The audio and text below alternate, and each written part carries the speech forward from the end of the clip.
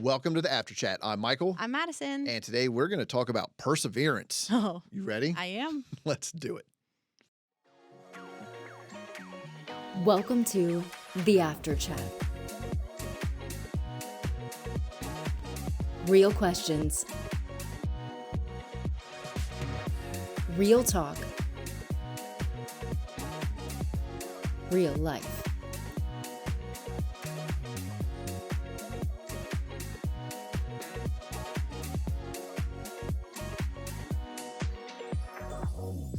So we're going to start off with a question about a tiny purchase under $20 that made your life better. Now, I love this thing.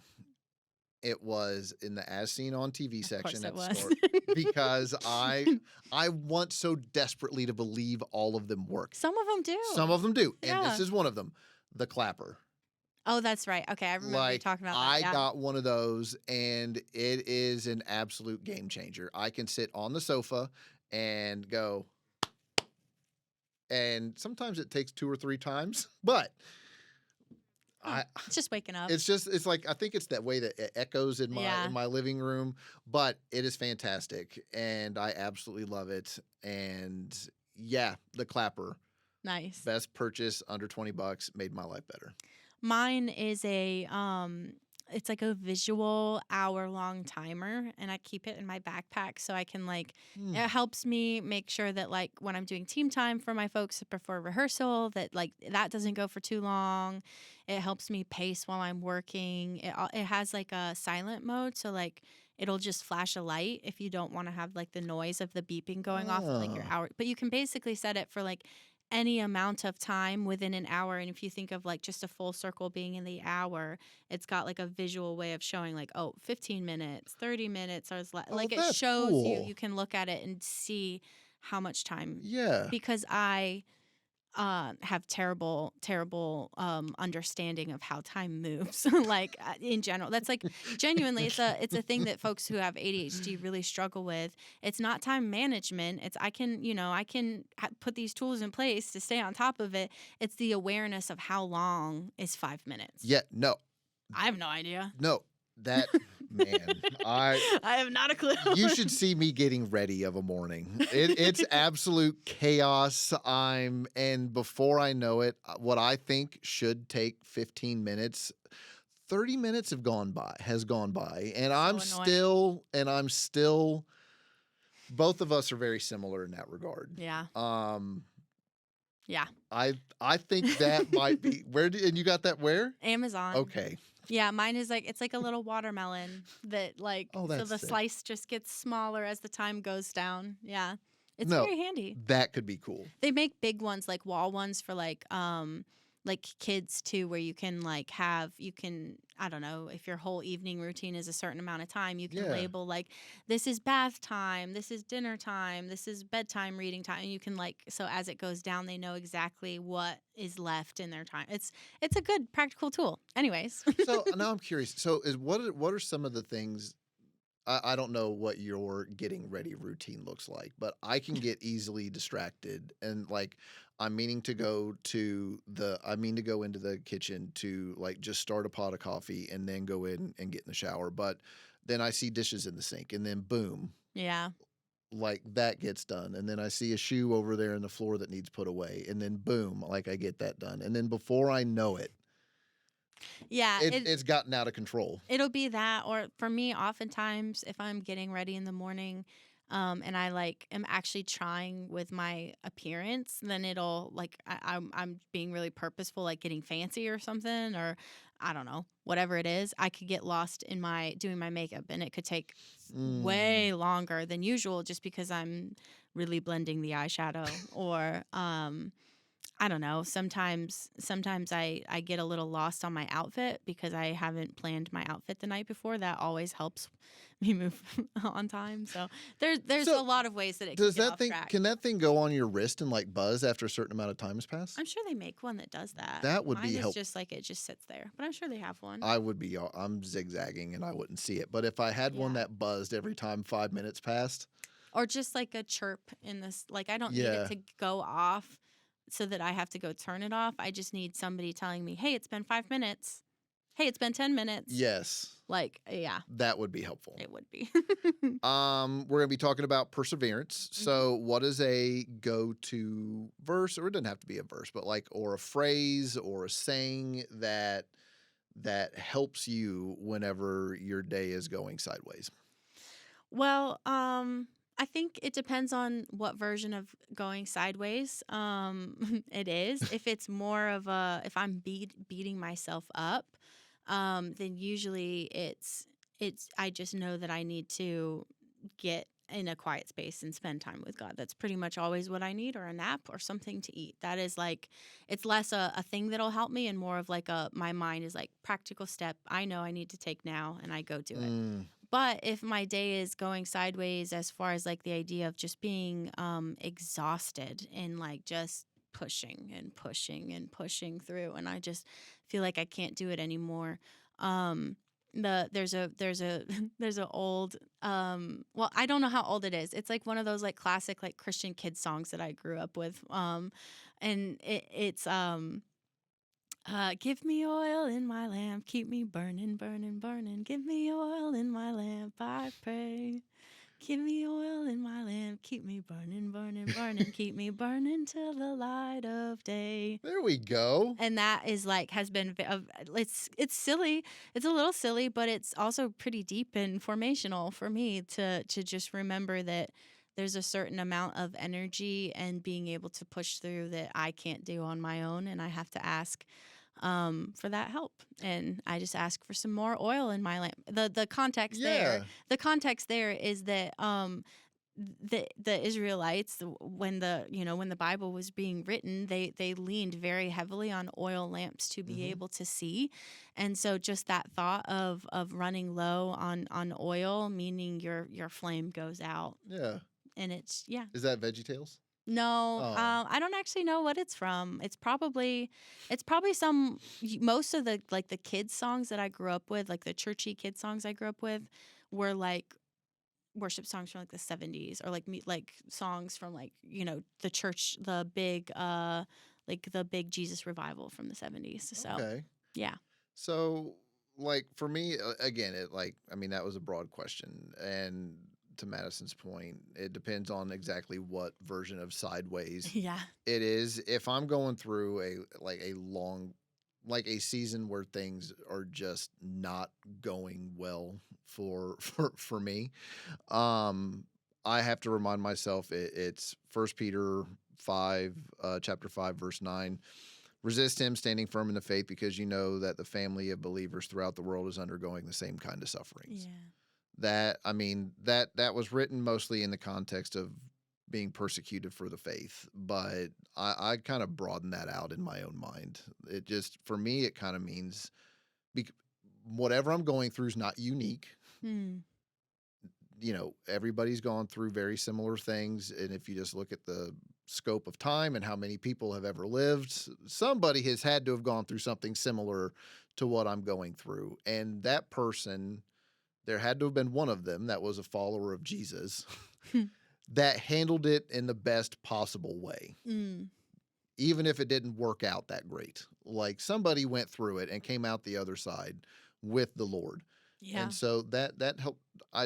Because too often what I do in my own mind is, and I don't think this is unique to me either, we believe we're the only person that's ever gone through that particular thing, or that nobody else could possibly understand what it is we're going through. Mm. And once you do that, this is just what I do because I don't always handle things all that well. I will isolate myself because I don't think anybody can relate to it. And this helps me put all of that in perspective. Yeah. Um, so that's like big sideways. If Yeah. it's little sideways, I'm very much like Madison in that regard. I just need to go and sit by myself and just present myself to God or talk out loud of whatever it is I'm thinking or experiencing. And that does need to be done by myself. Yeah. Yeah. There's some days where like the drive home at the end of your work day is just extra quiet in the car because you just are like, what just happened? And there's like Yes. a daze, but then, by the time you're 10 minutes into that quiet, you're able to kind of adjust your attitude a little bit. But So Yeah. Yeah, that's kind of where I go. This is a good one Mm. because when things aren't going great, it's easy to become cynical and lash out or get your heart all hardened and all the things. What helps you, or what habits do you have Mm. in those seasons or in those moments that you do to not become that way, not to get hard-hearted and cynical? It's usually, again, it kind of depends on what would be the thing that would make me feel cynical. Is it somebody else's behavior? Is it just the way that the world is working? Or is it, myself? Because a lot of times the big feelings can just be related to not, thinking that I'm doing things as well as I should be. But I would say I often try to, um, if it's sort of like a little bit of like a victim mindset that I'm feeling, like Hmm. I'm being hurt by somebody else, or I am the sufferer of this situation and it involves other people, then I really, really try to intentionally remind myself that it's everybody's first time living too. And even if they are Hmm. also, even if they're I like that. even if they're significantly older than me, it's still their first time living and they're still figuring things out. And um, we don't know everything, and just because they might have been around for longer than me, or know more than me, that doesn't mean that they're also not still figuring things out. Yeah. I pray, one of the prayers I pray is like, God, help me to see this person in this situation like you do. Mm, Um and then from there I try to see how they got from A to B if it's a person, yeah, because then I can try to put myself in their shoes a little bit and not respond emotionally. yeah. If it's me feeling like I'm suffering just because of like the general state of the world in some way, then I also, this is one's a little Yeah. bit more silly. It's just more of a passing thought of like, at least, Emperor Nero is not putting me in with like lions Yes. to die and I'm being persecuted. And Things are all right. like and that's where getting a healthy perspective Yeah. of like Yep. of it could always be worse. I'm not a martyr. I'm doing Yes, good. like I'm doing just fine. Yep. I've got a home and I've got a fridge with some stuff in it. Like I will be okay. Yep. Um this is sometimes I need to just say whatever, like if I'm in victim mode or I feel like I'm being put upon or Mm, not being heard, sometimes it helps me to verbalize or vocalize those feelings. And then if it sometimes it just sounds silly coming out of my mouth, whatever mm. the feeling about the situation is. And then I can kind of, I don't know, chuckle at myself and the way that I'm feeling and not stay there. Mm. Because ultimately most of the things that do send me there, they're not that big a deal in the grand scheme of things, to your point.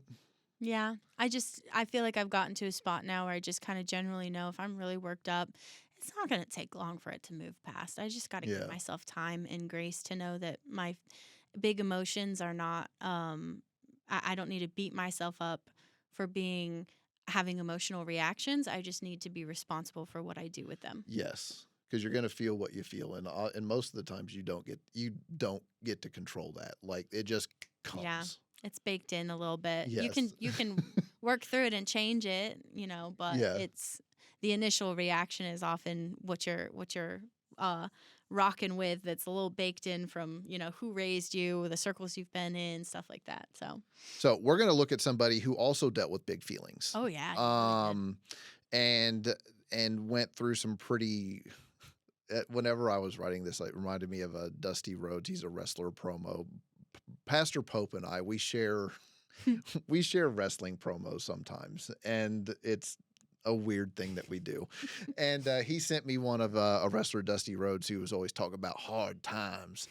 And so Jeremiah went through some hard times, and we'll get to those hard times I here in a just got second. his name. I'm sorry. Oh, Dusty Rhodes. Yeah, Yeah. just that, like, I don't.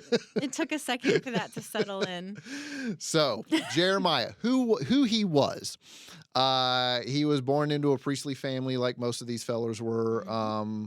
In a small town near Jerusalem, way back in the day. God called him to be a prophet. Whenever you read it, it kind of reads that he was kind of a young guy. Mm. His ministry lasted roughly 40 years during the reigns of the last kings of Judah, which was the southern kingdom after it split. And he had the honor of warning Judah of coming judgment because of their idolatry, the way that they treated the poor and the forgotten and the outliers and all the things, and their general unfaithfulness to God. That would be honestly so frustrating to have to see that. Yeah, I know, right? Just all the things. I think we get frustrated reading at the Israelites reading through the Bible sometimes, and then to think about actually seeing it happen. Anyways, I interrupted you. Sorry. Continue. I mean, there's always there. This is just makes me just to go off a little bit. Like, people are people, man. There's literally nothing new under the sun. It's just the means and the ways that we do it. Yeah. Honestly, I think Solomon's pretty right on that. Yeah.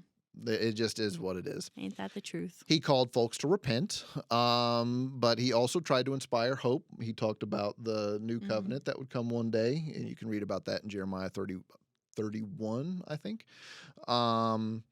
And God would ultimately bring, there it is, 31. Make a new covenant written on our hearts, where He would put the law in our hearts and in our minds, and He would be our God, and we would be His people, and we would be able, it's really pairs with some of the stuff in Ezekiel, and we did a podcast about him back in the day. Both he and Ezekiel both kind of talked about the new covenant and the new heart and what would be written on it, and kind of referencing the Holy Spirit in a way that He would dwell in each individual believer. Yeah. So like I mentioned, it was he did his work in Judah, and he was there during the decline of the nation, whenever the Babylonians came and sacked it, and he was exiled out with them. Fun fact, he was often called the weeping prophet because of his deep emotional connection to God's people, the way that he talked to God. And you can really read the sorrow just dripping off of the words whenever you read them. And he wrote the book of Lamentations. The Weeping Prophet would be a great band name. I don't know what made me think. I can see that on a black T-shirt with red lettering. Yeah, because Jeremiah was the closing topic of the talk that at this conference that I had recently gone to, and I just hadn't heard the phrase "the weeping prophet" in a second, and just the way that the pastor had said "the weeping prophet," I was like, oh my gosh, that's a great emo band name, fantastic. Anyways, if he lived in modern times, and he was being a prophet in modern times, maybe he would have released his Lamentations as an emo album. We don't know. Man. We don't know. Dude, you got at least 15 bangers in there. Absolutely. Yeah. So, like I referenced earlier, here's some of his hard times. He wasn't a popular guy. He regularly had to go talk to the king and tell the king things that the king didn't want to hear. He also had to go and tell the priests in the temple things that they didn't want to hear. And even his pals got sick of him, and they all plotted against him. Oh, that's so sad to think about. So he dealt with a lot of rejection and loneliness. It's not funny. I don't know why I giggled while I said it. You're just thinking about the songs that could have been written about it. Yes. He wasn't allowed to marry or have children because he didn't want to have a family that was going to be going through all of that with him during that time. Man. Got beaten and put in stocks, as one does. Thrown into a cistern to die, just chucked in a pit. Terrible. That's what happened. Imprisoned by King Zedekiah for preaching surrender to Babylon, because he was like, listen, this is just going to get worse. You don't want to go through a siege. It's already coming. You might as well just surrender. And you know their prison sucked too. Oh, big time. Yeah. Like, not great. Mm. He voiced all of this pretty heavily to God. He often battled despair. He questioned God's justice whenever he would look around and see all of these things. He wept openly. He carried the burden of being faithful when obedience brought suffering. Mm. That is a very lonely spot to be, Yeah. but that's what we are called to do. Mm. Um, He probably, when you say he wept openly for his nation, I'm assuming. I mean, it was in public settings I was while gonna he was say- while he was talking. I was gonna say I'm assuming very public, possibly even including like ripping his robe and putting Yes. ashes on his The whole thing. like that. Yeah, man, that must have just been. He must have just been having so much going on in his head. He accused God of deceiving him. Like, Mhm. you deceived me, Lord, and I was deceived.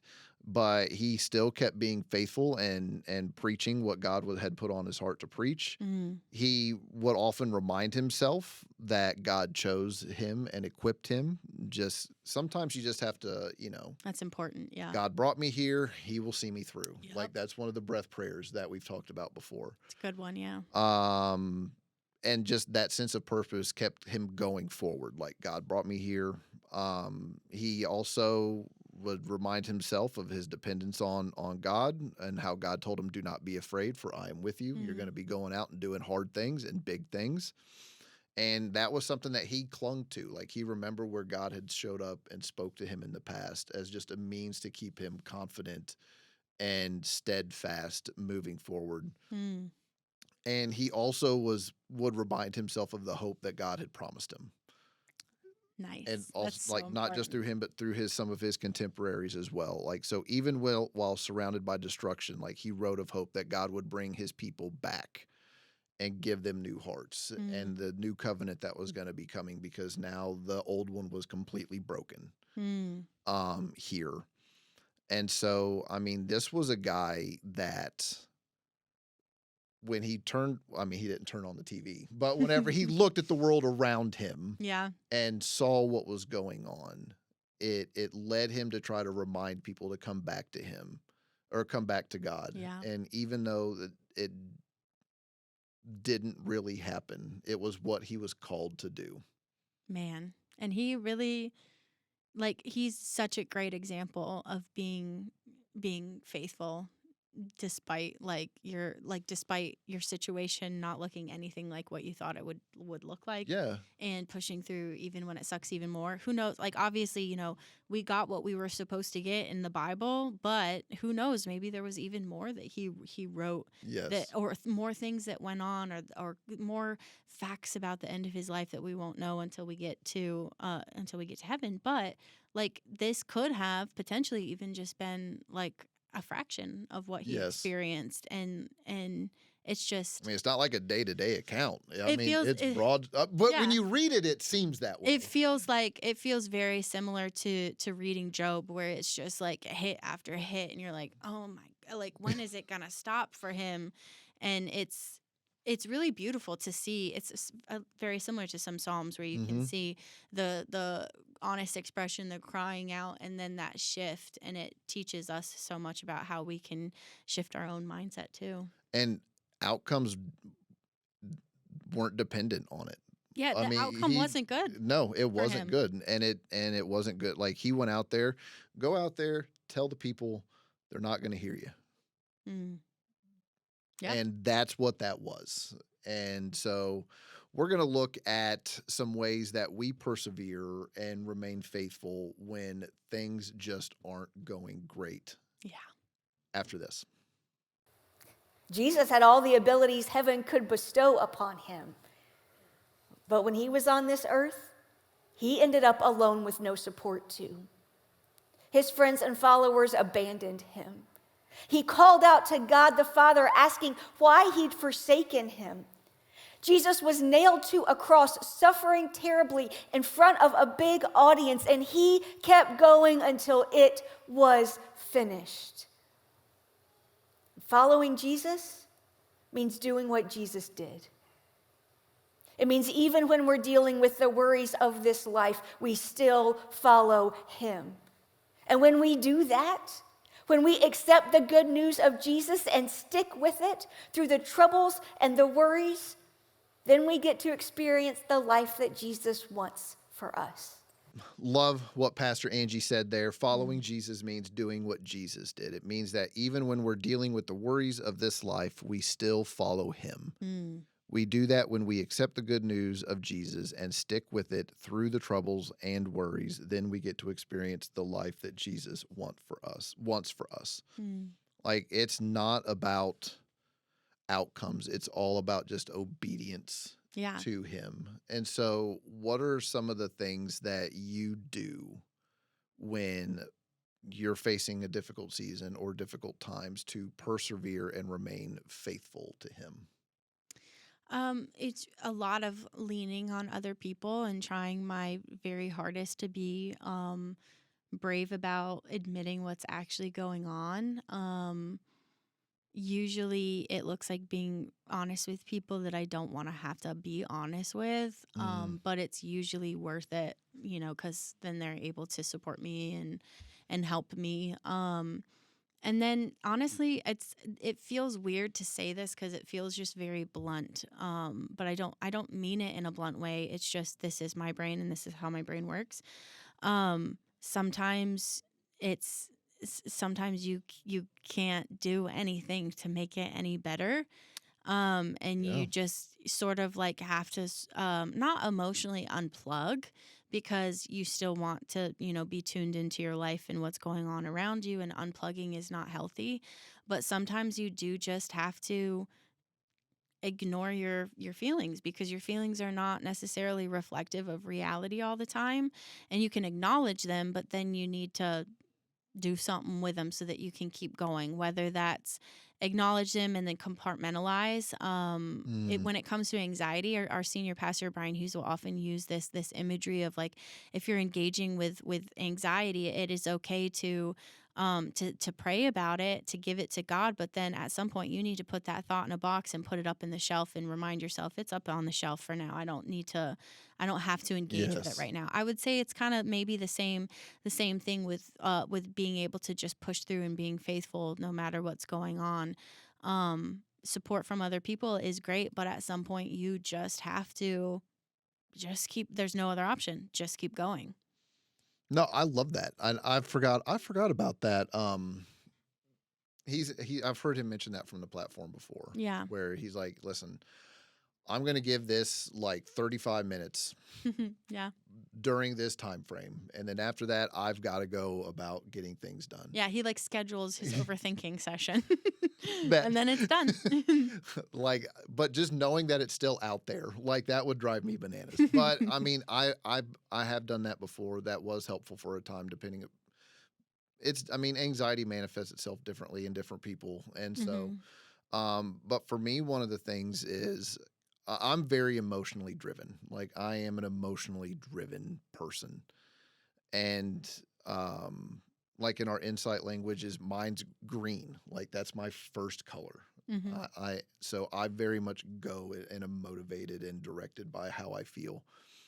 But my feelings can get squirrely and they don't always make sense. And knowing that, reminding myself that, if things suck, acknowledging the things that suck, but my behavior doesn't have to be driven by that. Like, I can choose to act differently. Yeah, like, who do you actually want to be? Yeah, what do you want to be doing? I feel this way. Yeah. But that doesn't have to dictate my actions. And I spent well into my 20s before I even recognized that. Well, I mean, that honestly sounds age appropriate. Yeah. Like, that's part of growing up. Like, yeah. and then, recognize that I was acting in a way that I didn't like. And then I got into my 30s and I was like, okay, I really need some tools. Let me tell you what, I can't wait for the 30s to come. I feel like there's going to be hopefully a little bit of relief in the 30s. No, you realize that the work's got to go deeper in your 30s. Awesome. It doesn't get better. Like, it honestly does. you just go to new depths. Yeah. In self-realization. Then you start, but you're already well ahead of that. Like you know kind of where you are and where it stems from. Thank Like you. I started therapy very early in life. yeah, I didn't. I wish, you know what? I wish I had, like, to be Yeah. like that was a misstep on my part, because I was always under the impression, well, I can go in there and dwell and ruminate, and I don't have to, like, I can do that at the house for free. Like, I don't have to go and pay for that. But it's not just dwelling and ruminating. Well, that's actually a great point. Sorry, you no, continue. keep going. I'm going to say, like, it's a great point that, like, turning to a professional to help you might also be A good next needed. step. So, like, there's the professional side of, like, if a pastor is what you need, then yeah, that's great. But pastors are different than 100%. medical professionals that understand what's like literally how your brain is working. Yes. And you know, maybe being able to unpack some stuff will lighten your load and help you persevere better. It's 100% a valuable option. No, I tell people I'm not a counselor. I do not pretend to be. I can help you find where God is working, but if you want to go back to root causes for why you are the way you are, you need somebody trained in that. Absolutely. But that's really one of the biggest things that helped me persevere. Rooting myself in the Word, like keeping it in perspective, like I mentioned earlier, is another big thing for me. Because I am prone to isolating myself and thinking nobody could possibly understand what I'm going through, and that's really not healthy. But so that piece of scripture has been a key component in helping me whenever things are going sideways for like a long extended period of time. Yeah. I think something that I don't give enough credit for in my seasons of just kind of pushing through when things are difficult, is that I have the tendency to remember this, but sometimes it's a little bit too late when I remember it. Just how much the things that I put in front of myself affect my mood, particularly when it comes to entertainment. So, Yes. like you're talking about being full of the Word, which is a great thing to make sure that you're exposing yourself to the Bible and to what God is saying to us to keep you on track. But your mood can be heavily impacted by, are you watching really sad shows and sad movies all the time, listening to music where the lyrics are really sad? I love sad music. I've talked about it a ton before. I live in the alternative music world most of the time, and which is a lot of melancholy, expressing frustration over the state of the world, expressing frustration over the state of like your friend group.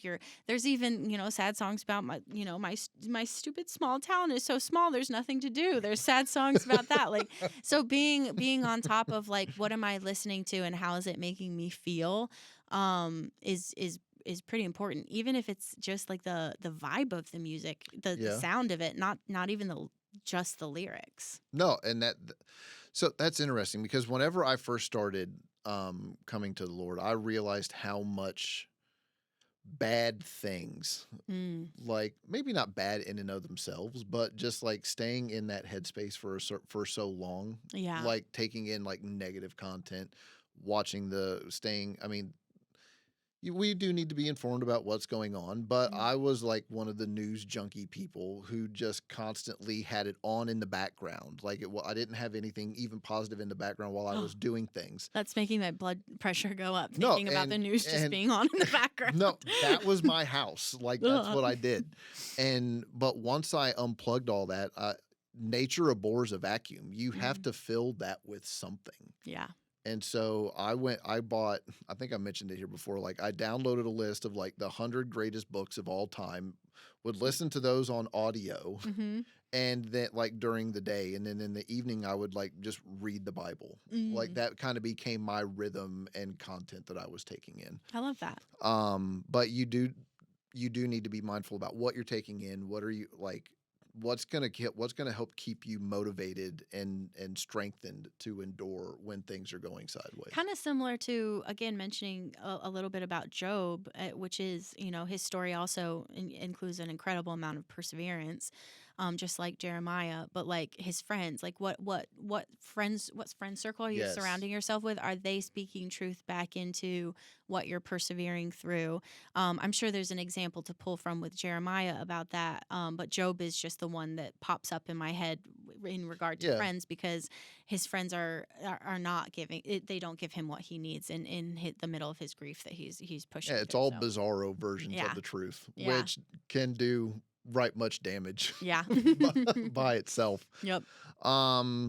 So final thoughts. Like, Mm. what is a good go do from this?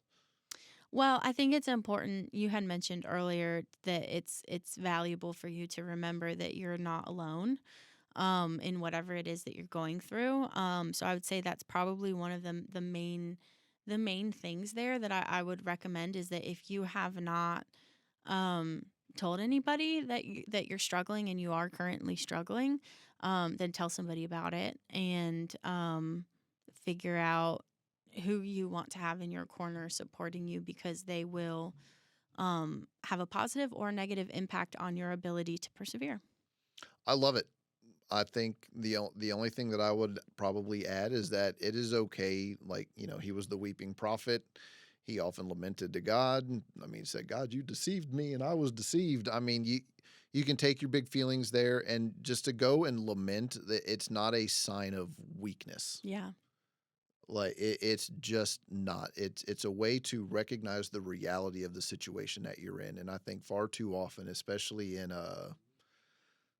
like in the context that we find ourselves in, like just acknowledging that something is bad and that you feel some way about it is often viewed as a sign of weakness, and it's really not. It's about just recognizing where you happen to find yourself, acknowledging the feelings that you have, and then putting yourself in a headspace to not be controlled by them. Absolutely. All right, love it. Good stuff. All right. If you like, share, subscribe, please. That helps us out. If you leave us a review, we will send you an After Chat mug. And we'll be back here next week for another episode of the After Chat. Bye. Thanks for joining us for the After Chat.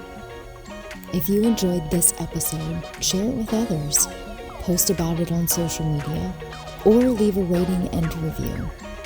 To be the first to hear our next episode, be sure to hit the subscribe button and get notifications for new content.